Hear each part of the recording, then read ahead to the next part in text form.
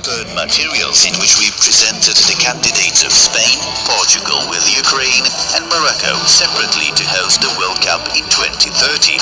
But it has been announced that the Iberian countries will be putting forward a joint candidacy with Morocco, unfortunately at the expense of Ukraine, which withdrew.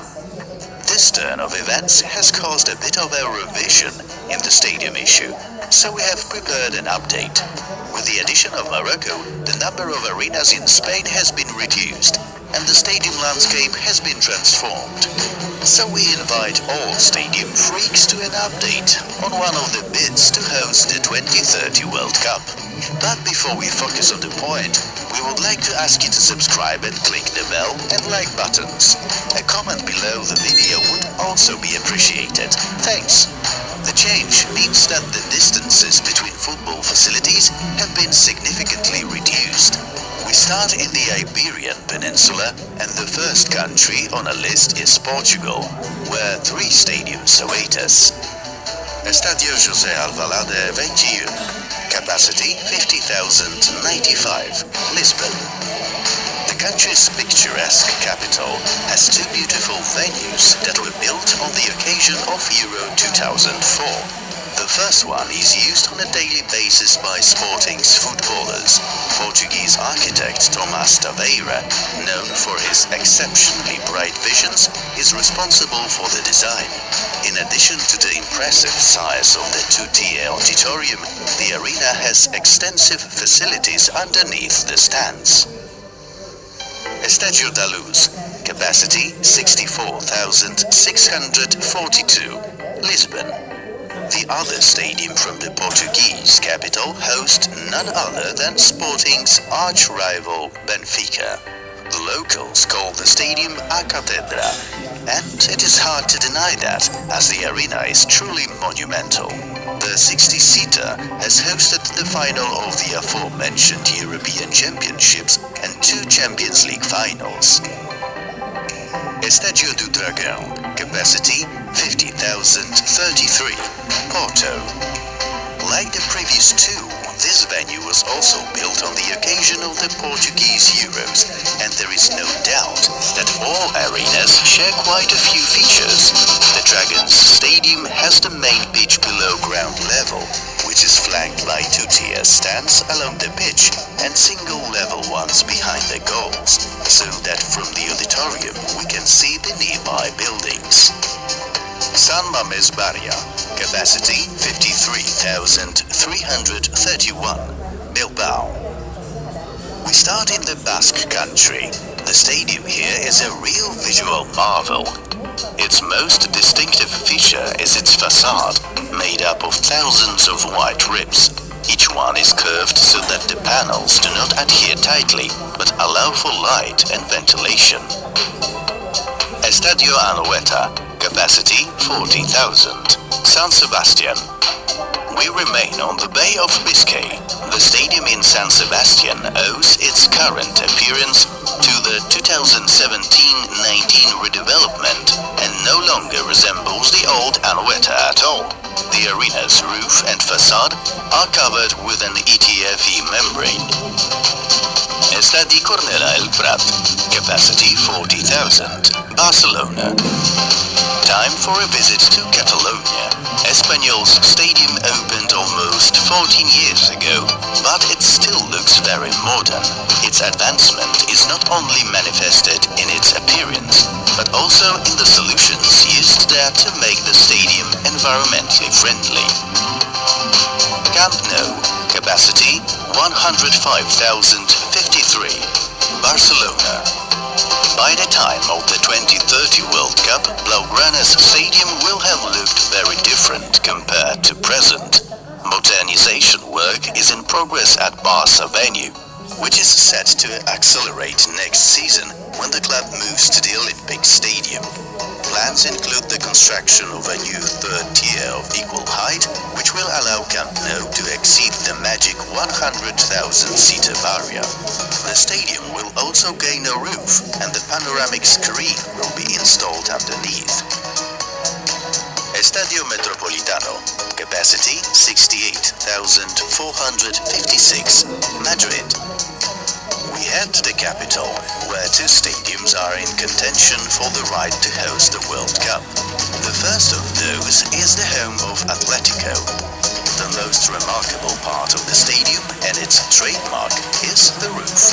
This masterpiece of engineering and architecture combines functionality with the design. It is curiously shaped on all sides, creating a rippling impression on the outside, while impressing with its harmony and rhythm on the inside.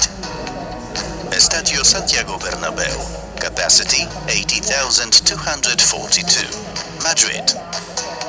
The stadium of the more successful club from the capital is currently undergoing a redevelopment that will see it receive a new retractable roof, allowing the venue to be fully enclosed, while the stands will be surrounded by a striking futuristic facade made of stainless steel panels. Under the roof there will be a circular panoramic screen. The modernization should be completed in 2023. No Mestalla, capacity 70,000, Valencia. We are heading south along the Mediterranean coast. Valencia's new venue has been in the making for more than 15 years now, but it looks like work has finally picked up. Initially, it will not use the full potential of the stands, offering only 49,000 seats. Estadio La Cartuja, capacity 57,619, Seville. We move to Andalusia. Seville's La Cartuja was built to be the main arena for the 2004 Olympic Games. The huge, one of the largest stadium in Spain, still has no permanent user. It hosted several Euro matches in 2021. Again, we encourage you to like this material and leave a comment. In addition to this, we have noticed that more than 95% of our viewers are not yet subscribing to our channel. It only takes a moment and is free of charge, but it would help us a lot. We appreciate it. Crossing Gibraltar and landing in Africa, where in Morocco another 7 venues are waiting to be discovered. Adrar Stadium, capacity 46,048, Agadir.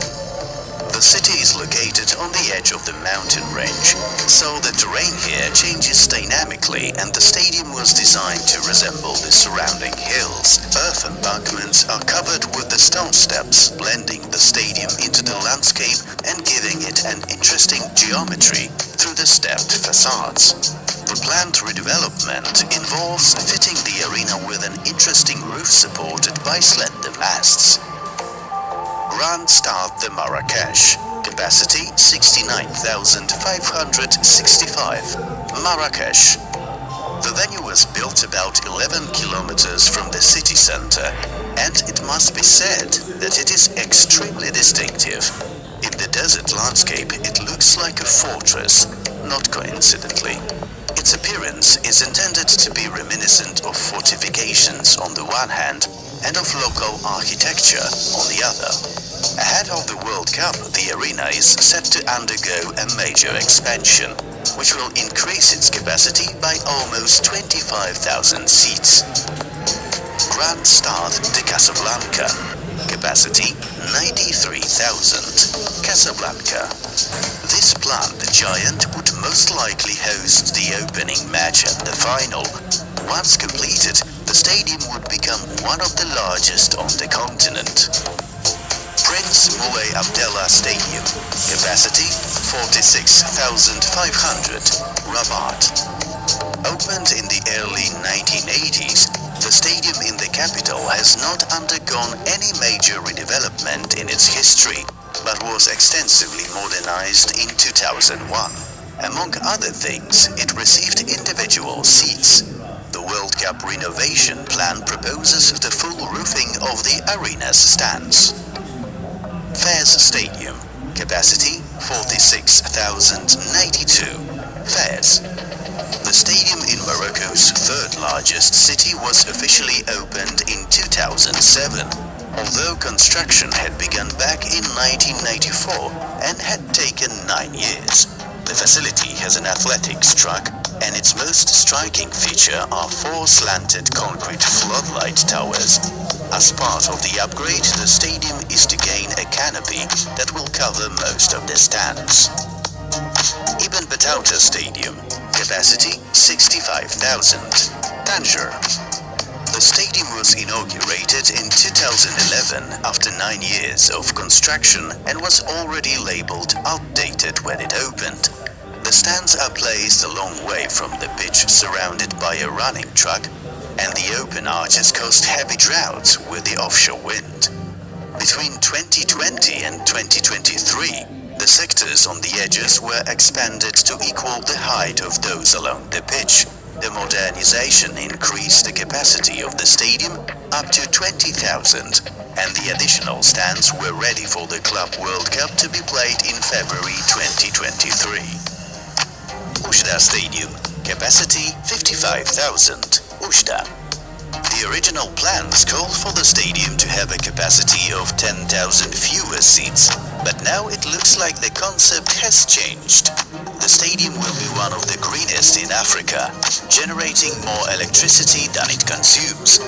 At the moment, it is not clear what the stadium will ultimately look like. And with that, we have reached the end of our presentation, in which we leaped into Spain, Portugal and Morocco joint bid to host the 2030 World Cup. Make sure to have your say